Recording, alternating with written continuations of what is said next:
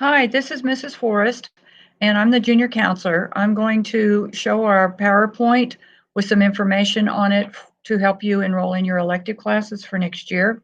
So pay close attention, and at the end, if you have questions, you can reach out to your ZAP advisor, or you can email me at kforrest@claremore.k12.ok.us.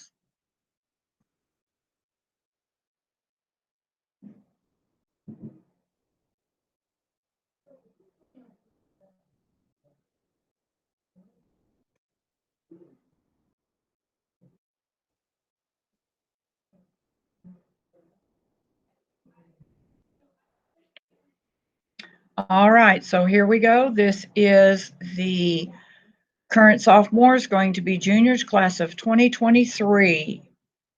And we're going to talk about electives. These are elective overall courses that you can take, and we'll get into more detail on those as we go along. You do have a course description book online. It is on the Claremore Public Schools website or the Claremore Public Schools app. The course description book will give you information about any courses, and if you want to check prerequisites or just information about a class. So that is on the website or the school app. Again, just a reminder as we go through this, a lot of these classes have prerequisites. A prerequisite is a class that you have to take prior to taking another class. So as we go along, I'll point that out to you. Okay, these are new elective choices for this coming year.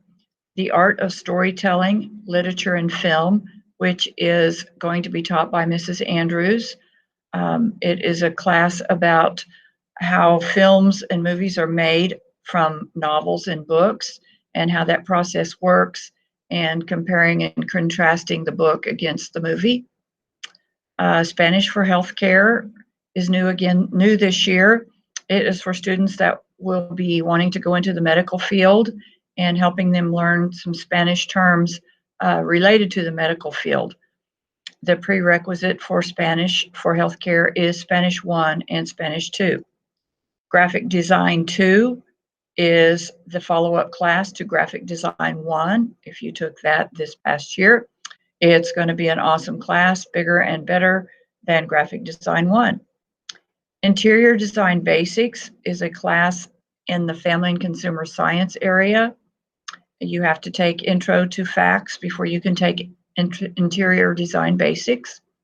And Advanced Drama, of course, taught by Mr. Pike, and that is the second class you can take after you've had regular drama.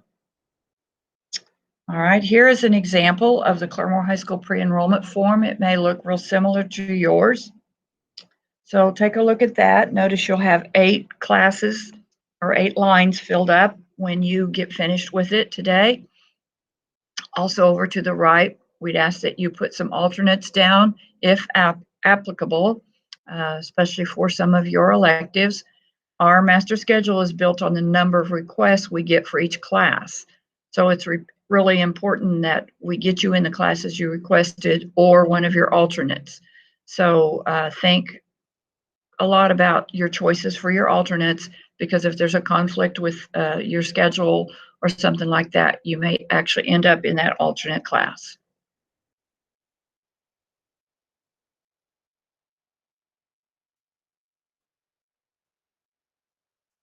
All right, another word about prerequisites again. Check those carefully in your course description book. And we're going to go here in just a second. I'll show you a lot of classes, and they will have a bunch of them have prerequisites. Another common one that may have been mentioned last time, Algebra 2 is the prerequisite for chemistry. So be sure that you get Algebra 2 on first. All right, and reminder that all students must enroll in the college and career ACT prep class. Exceptions to that are if you're accepted to NTC or if your current ACT score is 26 or higher with principal approval. Also, I know a lot of you have applied for NTC and have had interviews recently. We will not have that final list till probably about the day of enrollment. So for now, we would like for you to put NTC down on lines 5 through 8 under alternates, and then choose 4 classes you would like to take if you are not accepted to NTC on lines 5 through 8 under class choices. If you're not accepted, then we will know what to put you in without having to start over. And if you are not accepted, also remember that there is a waiting list for NTC. So students drop sometimes over the summer, their plans change or students move or whatever. So if you're on a waiting list, you may still get in. All right, here are the junior elective choices for next year. And as you can see, looking over this, there are several of these that have an asterisk before them. That means that you have to take a class before them or they have a prerequisite. So check that out carefully. And reminder that everyone needs a fine art to graduate. And again, a lot of these have prerequisites.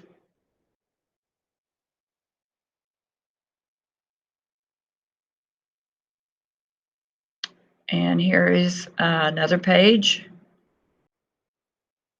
Note that the Intro to Engineering Design and the Principles of Engineering do count as computer credits.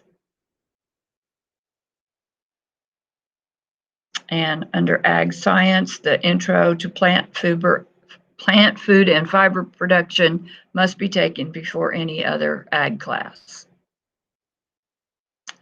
And here is Physical Education and Athletics. And note down at the bottom, it shows you how to write those classes on your pre-enrollment form if you're taking more than one sport or 2 sports. If you're just taking 2, like football, put that on one line, and then athletic training on the next line. But if you're taking more than 2, you will need to do it like this and split it up like the blocks are. If you're interested in taking any of these classes, they either have a permission form or you need to talk to the advisor. So check that out.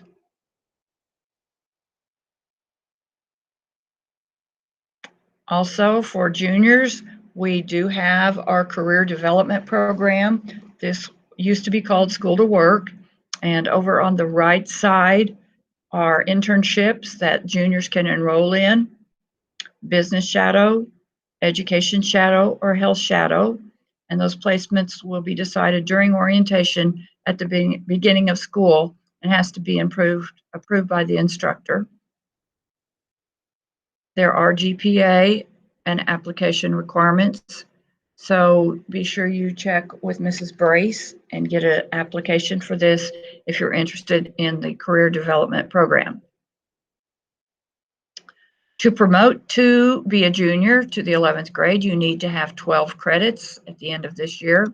And 2 of those credits must be made up of English 2, World History, and/or beginning algebra. Juniors can also take concurrent enrollment at RSU. You must have a GPA of 3.0 or an ACT composite score of 19 or higher, and 19 or higher in the subject area. So for instance, if you are taking college math out there, then your math score on your ACT should be 19 or higher. And all enrollment is done at rsu.edu. Here are some frequently asked questions about concurrent. It is an unweighted class and will be calculated into the GPA. You may not be excused for absences at the college, even though it is considered a school business absence at the high school. You'd have to check with your instructor there. Check their handbook for classes and how much credit they're worth. Remember, tuition is waived, but books and fees are not. And usually that is going to run you anywhere probably $300 to $500 just for books and fees. and you must not enroll at a time that the class will interfere with your high school schedule. So usually first thing in the morning or last thing in the day is best. And also keep in mind that they do have online classes that you can take in the evening. Our valedictorian policy is here. This is new this year. This is the first year for this, even though we put it out last year so you could kind of plan ahead, but you have to have 8 courses of honors pre-AP or AP classes from 4 of the following curriculum areas: language arts, math, social studies, science, world language, or fine art. And out of these 8 courses, a minimum of 4 must be AP courses from 3 different curriculum areas. You must not have a final grade lower than a B in any class, including concurrent, except a C in an AP class. You must have an ACT score of 26 or greater, or meet all 4 benchmarks set out by ACT, or have an SAT score of 1240 or greater. And then the 4 students with the highest weighted GPA who meet all of these requirements will be named valedictorians and will be asked to speak at graduation. The remaining students who meet all this criteria will be named salutatorians. All right, once you've chosen all of your classes for your pre-enrollment, I'm sure your parents probably already have an appointment for the 25th with your ZAP advisor. Conferences will be held in the ZAP advisor's classroom instead of in the cafeteria this year, unless otherwise stated.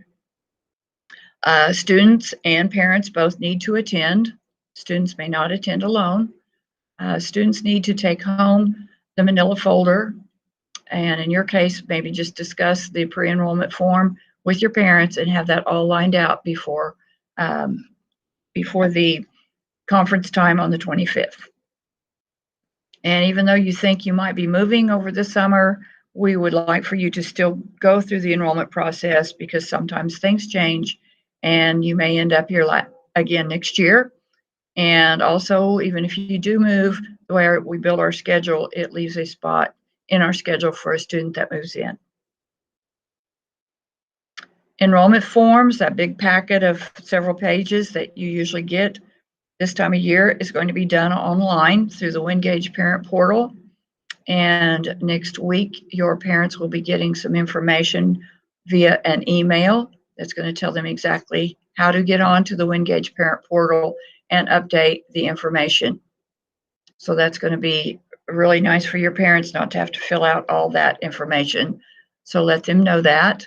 Also, that this needs to be completed before your ZAP appointment on the 25th. So we'll get that information out to you next week so they can get that finished. All right, again, just be sure that you know when your appointment is, your parents know. You will be getting a postcard in the mail, probably during spring break, just as a reminder to when your appointment is for your pre-enrollment conference.